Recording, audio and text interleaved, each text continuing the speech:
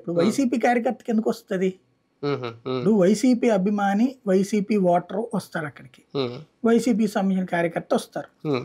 వాళ్ళకట్లా arrest చేయకపోతే చేతకానోడు అనుకుంటారు గానీ, హ్మ్. చేయించడం ద్వారా చంద్రబాబు నాయుడు లాంటోడిని లోపలేయించాడురా మావాడు మగాడు అనుకుంటారు గానీ, హ్మ్. ఎందుకు నెగెటివ్‌గా అనుకుంటారాళ్ళు? అవును. ఈ ఈ యాత్రలతో, ఈ సభలతో ప్రజలకు ఆయన ఒక క్లారిటీ ఇచ్చారా? ఆయన పరిపాలనకు సంబంధించి ఈ 5 ఏళ్ళు?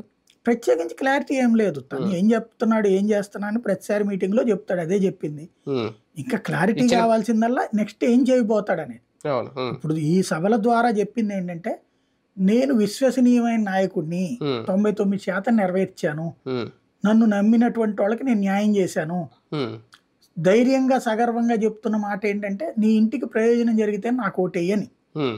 జరిగిందో లేదో జనం ఆలోచించుకోండి అనే చెప్తున్నాడు. అంతే. మీ ఇంట్లో అవును. మీ అందరూ కూర్చోండి. హ్మ్. ఓసారి మీ బ్యాంక్ అకౌంట్‌లు దగ్గర పెట్టుకోండి 5 ఏళ్లది. హ్మ్.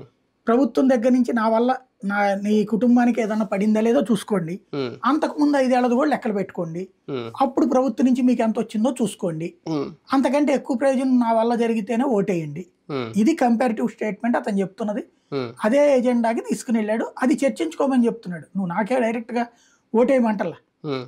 నీ ఇంటికి ప్రయోజనం జరిగిందో లేదో 2014, 19 నీ బ్యాంక్ షీట్ తీసుకో. హ్మ్. 2019, 24 బ్యాంక్ షీట్ తీసుకో. హ్మ్. ఈ రెండిటిని పెట్టుకొని నువ్వు ఓట్లేసే మీ ఇంట్లో నలుగురు కూర్చోండి. హ్మ్. మాట్లాడుకోండి, ఓటేయండి. హ్మ్. ఈ తరహా ఇంతవరకు ఎవరు వెళ్ళల. అదే. హ్మ్. ఎందుకంటే ఇంతకు ముందు వెళ్ళినోళ్ళ నీకు ఉద్యోగాలొచ్చినియి, మీ అందరికి ఉద్యోగాలొచ్చినియంటే నా వల్లే. హ్మ్. లేకపోతే గనక దేశం